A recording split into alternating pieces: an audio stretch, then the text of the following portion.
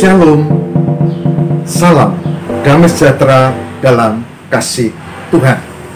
Jumpa kembali dalam RHI, Renungan Hari Ini.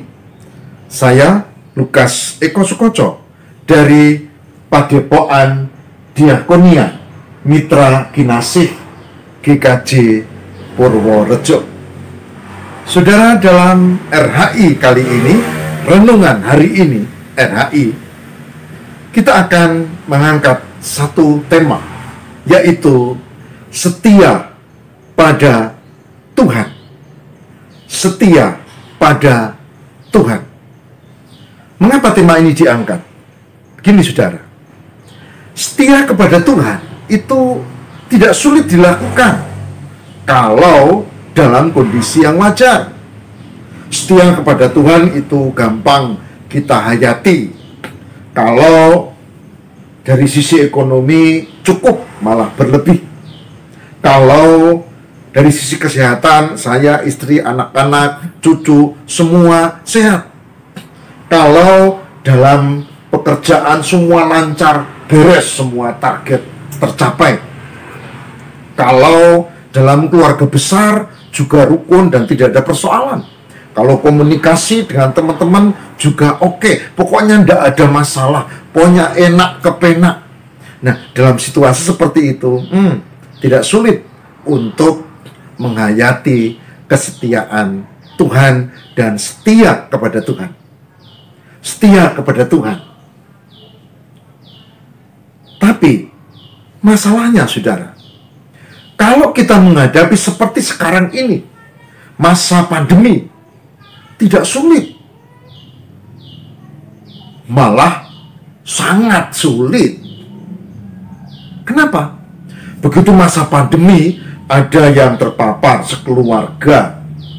Masa pandemi, ada yang kehilangan anggota keluarga. Masa pandemi, ekonomi susah. Ini sulit. Ya, kalau yang punya cukup tabungan, mantap, makan tabungan. Tapi kalau tidak, saudara, di masa seperti ini tidak mudah, bahkan sangat sulit. Ya, bukan tidak hanya sulit, tapi sangat sulit untuk menghayati kesetiaan kepada Tuhan. Oleh sebab itu, dalam RHI Renungan Hari Ini, kita akan angkat tema ini, yaitu setia pada Tuhan dalam kehidupan di masa pandemi. Semoga ini bermanfaat dan Tuhan memberkati, dan kita bersama-sama menghayati kasih dan kesetiaan Tuhan. Saudara dan saya bisa setia kepada Tuhan. Tuhan memberkati. Mari kita siapkan firman Tuhan.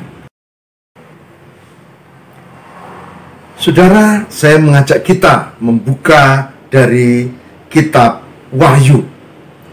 Wahyu pasal 2. Wahyu pasal 2 ayat 10. Wahyu pasal 2 ayat 10 yang demikian sabdanya. Jangan takut terhadap apa yang harus engkau derita. Sesungguhnya iblis akan melemparkan beberapa orang dari antaramu ke dalam penjara supaya dicobai. Dan kamu akan beroleh kesusahan selama 10 hari. Hendaklah engkau setia sampai mati, dan aku akan mengaruniakan kepadamu mahkota kehidupan. Wahyu 2 ayat 10 akan saya ulangi untuk kita cermati dan baca. Wahyu 2 ayat 10. Jangan takut terhadap apa yang harus engkau derita. Sesungguhnya iblis akan melemparkan beberapa orang dari antaramu ke dalam penjara supaya kamu dicobai dan kamu akan beroleh kesusahan selama 10 hari. Hendaklah engkau setia sampai mati, dan aku akan mengaruniakan kepadamu mahkota kehidupan. Wahyu 2 ayat 10. Saudaraku yang terkasih di dalam Tuhan, kita tahu konteks kitab Wahyu adalah nubuat tentang apa yang akan terjadi. Dan yang barusan kita baca adalah ditujukan kepada jemaat di Smyrna, sebelumnya Efesus, dan seterusnya. Sudah biar cek di Wahyu pasal 2. Menarik karena ayat 8 dikatakan, tuliskan kepada malaikat jemaat di Smyrna. Malaikat jemaat adalah sebutan untuk para pemimpin jemaat. Kalau sekarang, ya tentu penatua, diakan, pendeta. Kenapa? Karena mereka yang harus membimbing jemaatnya, mengajak, memberi semangat, dan bersama-sama setia di dalam Tuhan. Perhatikan ayat 9. Tuhan katakan apa? Aku tahu kesusahanmu dan kemiskinanmu. Saudara, saya mau mengatakan bahwa yang disebut dalam ayat 10 supaya setia sampai mati, yang disebut dalam ayat 10 supaya kita tahan di tengah kesusahan, yang disebut di ayat 10 bahwa iblis itu berkarya, ini ada kaitannya dengan kesusahan dan kemiskinan. Dan di situ Tuhan katakan, hendaklah engkau setia sampai mati. Memang ayat ini ditujukan untuk jemaat di Smyrna, tapi ayat ini juga penting untuk menjadi perenungan kita. Kenapa? Bukankah kita sekarang sedang mengalami hal yang sama? Mengalami tentang sakit penyakit, mengalami tentang kesusahan, mengalami tentang kemiskinan, dan mengalami tentang karya dari cobaan roh kegelapan melalui sakit penyakit yang kita derita.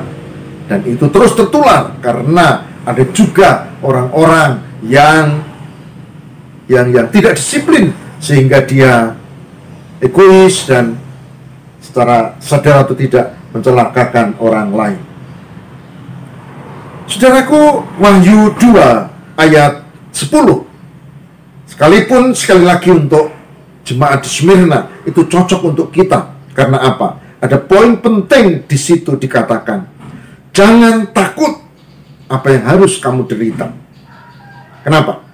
Karena Tuhan menyertai kita. Dia katakan, jangan takut. Jangan takut. Jangan takut. Kedua, ini juga konteks kita.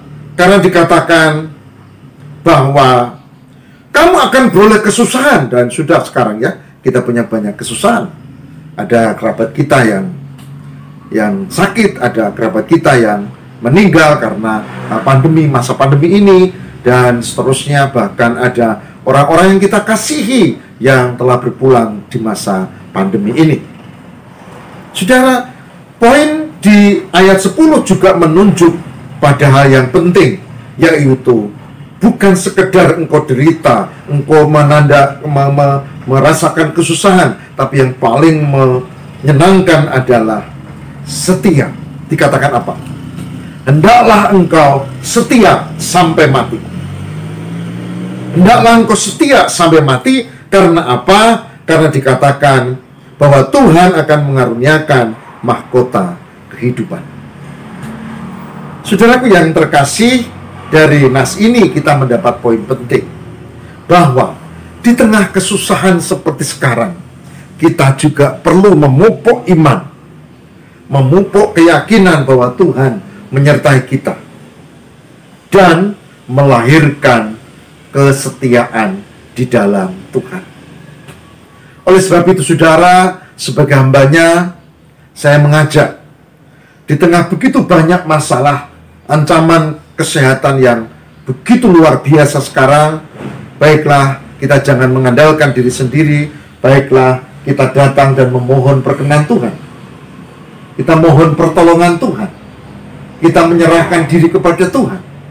Kita memang menjaga diri, it's okay, harus. Tapi yang paling penting, selain menjaga diri juga, kita memohon kekuatan Tuhan. Kita berdoa untuk yang sekarang masih kurang sehat, yang terpapar virus ini, COVID-19, dengan variannya macam-macam. Kita berdoa juga untuk pemerintah, supaya dimampukan untuk berkarya bagi masyarakat. Kita juga berdoa untuk setiap pribadi, bahkan untuk ibu, bapak, saudara semua. Karena kita juga bisa berbuat sesuatu. Berbuat sesuatu untuk diri dan menolong orang-orang sekitar kita. Meskipun tampaknya remeh. Berbuat sesuatu sebagai tanda kesetiaan kepada Tuhan. Kesetiaan kepada Tuhan tidak diukur dengan agama, saudara. Tidak cuma itu. Kesetiaan kepada Tuhan diukur dari sikap hidup kita di dalam Tuhan. Maka setialah, katanya. Setia kepada Tuhan di tengah pandemi dan kesusahan ini. Saudara, semoga Tuhan memberkati. Mari kita bersama berserah dan mohon berkat. Mari kita berdoa. Semoga Tuhan memberkati, memampukan kami untuk tetap setia. Setia bukan dalam hal agama, tapi setia dalam hal iman yang terwujud dalam kehidupan. Menjaga diri adalah wujud kesetiaan. Protokoler kesehatan, begitu juga kami juga harus setia membantu seberapa pada orang-orang sekitar kami, baik dari keluarga kami maupun tetangga kanan kiri kami. Setia berarti melakukan firman Tuhan. Terima kasih Tuhan, biarlah hari ini kami belajar tentang kesetiaan, setia pada Tuhan, dan kami mampu melakukannya. Demi Kristus pengantara kami. Haleluya. Amin.